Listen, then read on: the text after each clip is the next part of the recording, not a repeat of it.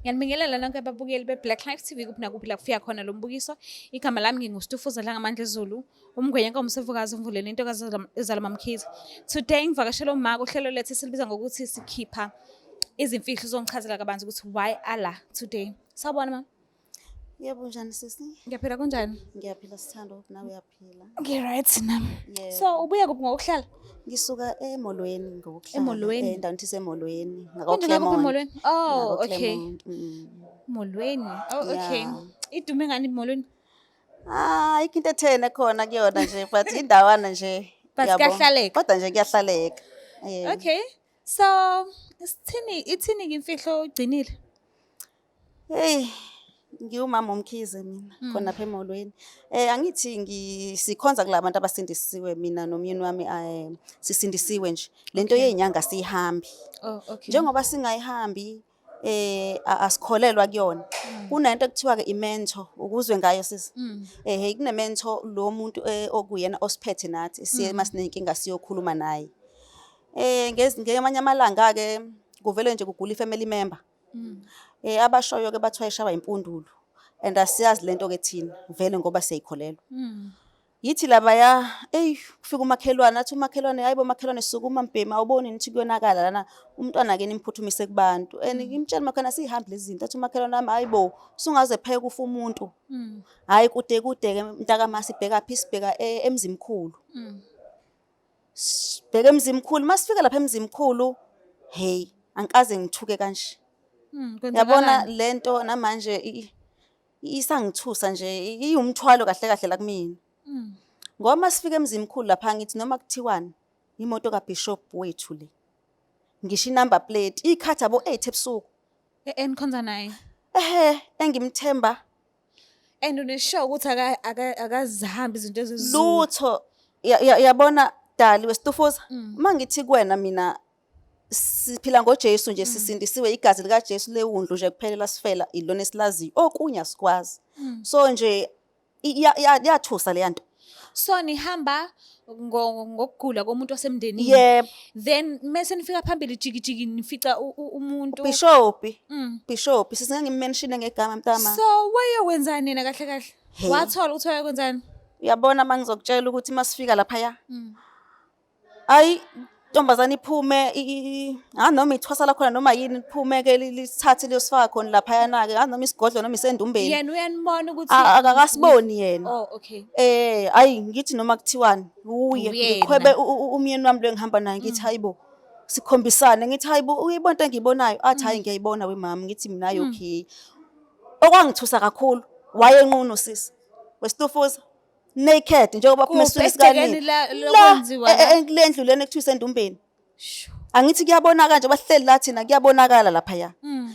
Uhleli khona onqunu uyamgcaba ke usobaba lo. Eze kuyena uyamgcaba umzimba wonke. Into engayinothisa ke mayephuma akathukanga. Kunalokho nje wasitshela ukuthi hayi bazalwane inkosi sizoyisizayo. Hayibo akathuki lutho. Uyazi mangakutshela ukuthi lento isiwumthwalo ngifuna nje ukuyiconfessa kahle kahle kumkhokheli ebandleni ngoba yabo mangimbona emile phambili. Umkhokheli unkosikazi wakhe. Umkhokheli wasebandleni omunye umama nje owaziwayo ukuthi sithi inhlambuluko ke ngolimi lwangapha kwaJesu. Iyona iconfession le kodwa nje sibiza inhlambuluko. Manje mangimbona angikutholi ukuphumula. Uthi uNkulunkulu sizoyisizayo obekaye kwenzani khona? Namanje asazi ngoba akakhulumanga nje ukuthi iqiniso kodwa nje kuphela yena ukhona yokwenza. Ngoba phela samfica enqunu egcatshwa umzimba wonke. Futhi ke wangathuka ukukhombisa ukuthi mhlambe lento noma mhlambe wajela ukuthi nathi siye sijwayele ukuza khona angazi. Kuwesike ngoba phela nimfica esetshenzwa vele yini. Simfica esetshenzwa. Ninakazi noma nivakashile mhlambe noma isihlobo sethu noma kuthini kodwa nje mntama hayi kumthwalo kuyangisinde emahlombe. So enkonzweni niphilisana ngokuthi asifocusa kuJesu izinto zezulu no. Asisebenzisi iStufuza sifocusa nje kuJesu. Akukho kunye sikwaziyo sazi igama lakhe ukuthi wasifela. asikholelwa kulokhu kwesiZulu, asizihambi izinyanga nababonakho ngenxa yenkolo yethu thina amaKrestu. So ukhule ekhaya kukanjalo noma into oyifice ngoba nakho usuyongena emzini? Hayi, ngikhule vele ekhaya bekholwa, noma bekholwa-ke ekhaya kodwa-ke isinqumo ngayithathela nje mina. Ngayithathela isinqumo ngakholwa-ke nami-ke ngaze ngafika la eThekwini, ngakholwa, ngaqhubeka nokukholwa, ngathola nomkhwenyana kanjalo kanjalo, naye-ke wangilandela sakholwa. Asizenzi-ke ezinye izinto-ke, sazi lento kaJesu kuphela. Ngicela ukuthi sivele sihlale nje sifonele yena umkhokheli simuzwe kahle kahle ukuthi uzothini. Hhayi, anginankinga Situfuza, singamfonela ngoba angifuni ukuqamba amanga, angisalala ebusuku.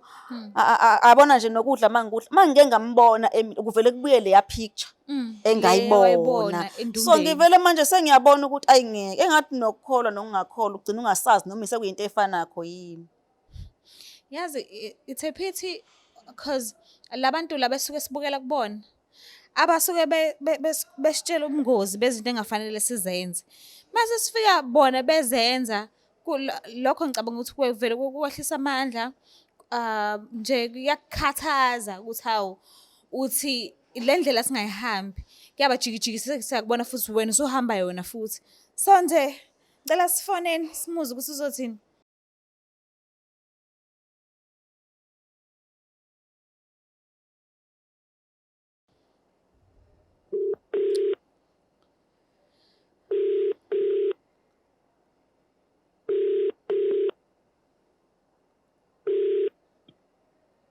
Yebo sanibona.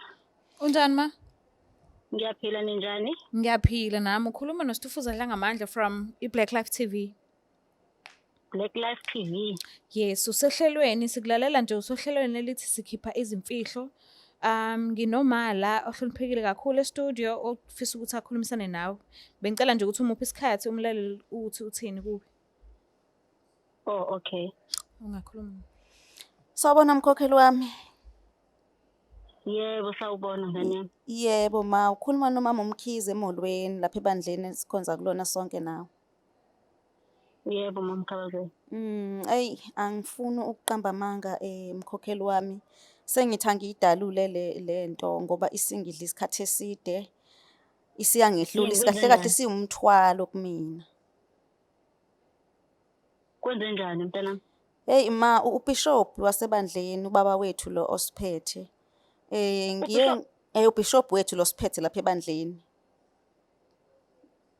Kwenze njani ngaye? Wema hey yabo mkhokheli wami angazi ngizoqala phi ngigcine phi kodwa nje ithi into kade sahamba kahle kahle ezinyangeni ezidlule saya endaweni ekuthiwa isemzimkhulu komunye ubaba oyinyanga. So nathi besihambe nathi besihambeni ngeenkinga zethu ke zemndeni njengoba ngoba nanazi nani njengebandla ukuthi khona ilunga lebandla ilunga lomndeni wami ebeligula. So sasinitshelile vele njengebandla. Inkinga ke kaba kwekuthenini ke sifica angazi noma uzongikholwa yini, sifice uBishop lapha emzimkhulu enqunu bemgcaba. Mana mama Mkhize. Yebo. Ngifica uBishop. Bishop wethu. Yebo, Bishop yena yedwa uBishop wethu. Nimfika kuphi? Emzini wenyanga ngeke ngidalule ngegama emzimkhulu. Sele Jehova emzini wenyanga uBishop. Ngikhuluma ngithi mama ngemoto yakhe yena kwakungasona ispoke sakhe kwakuyena uqobo lwakhe into eyangithusa kakhulu nobaba wakwami wayenqunu inyanga le imgcaba. Okubhlungu ke uma ephuma akayisoli futhi akasabi lutho uthi uNkulunkulu usizo yisizayo. Kwaba kuphela wakhe wangena emotini wahamba. Mana-ke mama Mkhize. Yebo. Ubaba uBishop wasesontweni lethu. Yena yedwa ubaba Bishop wethu enyangeni emzimkhulu. Imake ngane yami mhlambe akukho lapho engena thosana khona nobaba uBishop ungase mhlambe njengoba umqambela amangaka nje. Angeke kodwa sengingavele ngisuke ngiye kwa TV ngiyoqamba amanga angaka emphakathini ezweni lonke. Anginayo ingxabano naye. Ngizwe mkhokheli wami. Uyosukela nje amanga. Ngizwe mkhokheli, ngizwe mkhokheli wami anginawo amanga. Ngeke ngiwaqamba amanga angaka mina. Ngangingaphuphi, kuhlukile ukuphupha nokuzibonela mathupha. Sasiyile, kwawena ngakuthatha ngize ngiyokufaka khona lapho. Hawu, kodwa uNkulunkulu wami, Jehova. Hhayi, ngikhathele ukuphila nale mfihlo ngoba ngiyambona mihla namalanga ngamasonto emile phambili ekhuluma, kodwa manje into ayikhulumayo, hhayi, iphambene nezwi. Hayi, Mama Mkhize, mina yabona nje lento oyishoyo angazi ukuthi singabonana kanjani ingane yami. Bengingafuzile nanokuthi uzuye ngisho nalapho kulo television. Usuze wasuka waya kwi-TV, awukazi uzukhulume kodwa nami eceleni. Kwakufuze nje ukuthi wena nje ungibizele eceleni ukhulume nami ungitshelele lento engaka, lento engaka Mama Mkhize. Ngiyakuzwa mkhokheli wami, ngiyakuzwa. Ngonile ngokuthi ngiqale kwi-TV ngiyavuma, kodwa bese ngikhathele bengifuna nezwe liyizwe lento. Yebo, ngiyavuma ngonile, kodwa kulungile nje ngingachithi isikhathi kakhulu cause nje iyangikhuba lento, iyangilimaza. Kulungile, ngicela sihlele usuku ukuthi sibonane mathupha. Ngicela ukuthi nje uthandaze ngane yami ufaste. Yabo leli gqubo nalo ngoba umbishophu mntanami. Ngicela nje siguqe sithandaze sicele kuJehova ngoba lento lena oyishoyo njengamanje akekho futhi umuntu ozokayikholwa. Musa kusukela nje. Kodwa okusalakho kuyiqiniso, ngiyakwazi kuyiqiniso. Ngeke ngize ngiwaqamba amanga ngomgcotsho kaNkulunkulu ngambona. Uyohlambalaza wena. Angihlambalazi, ngambona ngamehlo ami lawenyama, hhayi akamoya. Awusabuyi ngani uzongihlebela-ke kancane. Naningeke vele ningikholwe, nangeke nize ningikhole, nizomphikela ngoba ningithembile. Ngendlela engikuthembe ngayo ngane yami, noma bethiwa khona lapha nginyathela khona uMkhize, bengingamele ukuthi ngabe ugijime waya lapho kulezo iy'ndawo lezo osokuzona wena. Uyosukela nje uyohubhuza amanga. Kodwa uNkulunkulu esemazulwini uyazi ukuthi lento engiyikhulumayo iyiqiniso. Uyazi, kodwa-ke cha mama Mkhokheli, ngoba ngiyenza ukuthi kuphakama umoya, ngicela sivele sibonane umlomo nomlomo. Ngiyakuzwa ukuthi uphakanyelwa umoya, ngicela sibonane umlomo nomlomo mama, kulungile. Amen. Angisafuna lutho nje nizoyikhuluma nawe mina. Amen. Nizoyikhuluma nawe. Wema, ngicela ukubuza. Yebo ngane yami. Yini enza ukuthi ungamkholwa umama Mkhize? Hayi. Yabona nje umama uMkhize ngane yami, mangaba ukuthi bekade khona inkinga ebekade ikhona. Ebekade ikhona phakathi kwabo bobabili baba umbishophu. Befuze ukuthi aqale kumina, aqale kuthina njengebandla. Sihlale phansi sixoxe le ndaba. Manje yena akasho lutho, ayikho nje udaba engilwaziyo mina ngaleyo nto leyo. Futhi kuba kumbishophu ngane yami umuntu ohlonishwa kakhulu ebandleni. Hlonishwa kakhulu. Yabona nje into aseyenzile, usenze nje into engingayazi mina ukuthi sesizoyithi. Sesizombhekela ubani-ke manje umbishophu, kodwa uNkulunkulu wami. But ma uyasho ukuthi the time kade ephume endumbeni uye wachaza ukuthi uNkulunkulu sizoyisizayo akathukanga, which means ayikho leyo nto, akakaze nto azayisho lento umbishophu. Futhi umbishophu lezo zinto lezo akazihambi. Thina siphila ngegazi lemvana wengane yami. Sizocela ukuthi nje niselapho vele sikhulekeni. Hayi bo. okay ma, kulungile, siyacela bandla ukuthi uzinikeze isikhathi mhlambe ningahlangana naye ubaba ubone ukuthi mhlambe uzophika na ukuthi bahlangane endumbeni. Hayi mhlawumbe Kungenzeka ukuthi nihlalisane phansi nonke. Hayi ngizozama wengane yami, kodwa nje hayi ungiphoqile uma ukhabazela Nkosi yami, ngimthembile, uthembakele nasenkonzweni ukuthi angasuka ayohubhuza amanga angaka ngoba umbishophi. Uyaphuza yini mama Mkhize mama?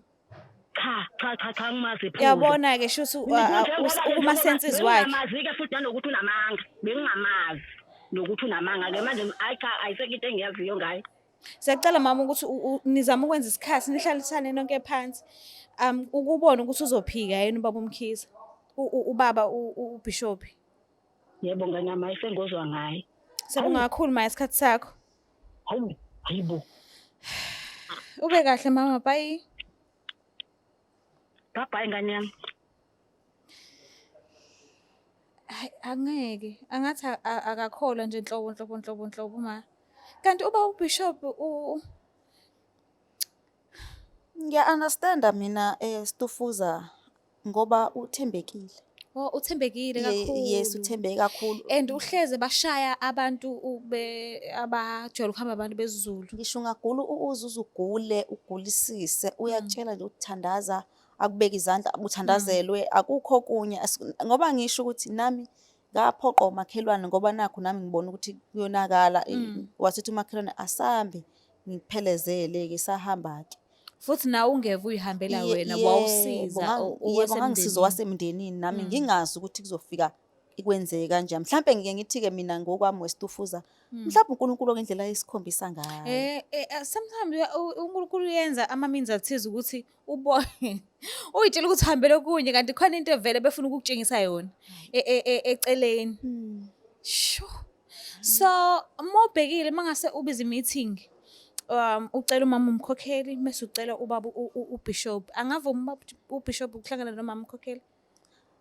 Angavuma yena kodwa inkinga-ke bangangicindezela ngoba bamkholwe kakhulu uBishop ngoba ngisho yabo angazi Sitofuza ngamchaza kanjani, uthembeke esiqwini sakhe nento ayikhipha emlonyeni wakhe iyaphila sisi ngangokuthi nje hey angazi mina ukuthi uNkulunkulu wayengikhombisele yanto ngoba ngampela senginama-doubt okukhona. Usathembi Nasokukhona ukukholwa nje ngehle kakhulu angisayiboni lento sengibona ngathi nje ingathi kumdlalo. Ukuphazamisile kakhulu. Ngiphazamise kakhulu ingakho ngivele ngakhetha ukuthi ngizoconfessa. Bengisaba vele ukuya direct kumkhokheli ngoba mhlawumbe bese ngeke sibone ngasolinye. Njengoba umuzwa nje yamona nje ukuthi uyavutha kunzima. Siyabonga kakhulu ithuba lakho but ngikufisela inhlanhla-ke masu uzokhona ukuhlangabezana nabo bangakucindezeli kangako. Ngiyabonga kakhulu Sitofuza, ngiyabonga nje ukungilalela kwakho nesikhathi sakho. Akukho okufihlakele ongeke uze kuvele nakagoge Zola okufihlile nje ukukutsile uyovela one day and ngeke uze kuvele kamnandi. Ngiyacela ukuthi nawe mekuthi khona ukufisa ukuthi ukukhiphe ukuhlambuluke ukuhlanze ukugonyuluke ungaphezulu kwamkeleke ukuthi ungaxhumana nathi kuleyo namba leyo ebona lapha escreenini usiripothele usikwenzakalani ukuze uzokhona ukukhululeka enhlizweni nasemoyeni wakho. Ngicela ukuthi ungakhohlwa ukuthi usubscribe, ulike, ushare ngithanda kakhulu. Bye.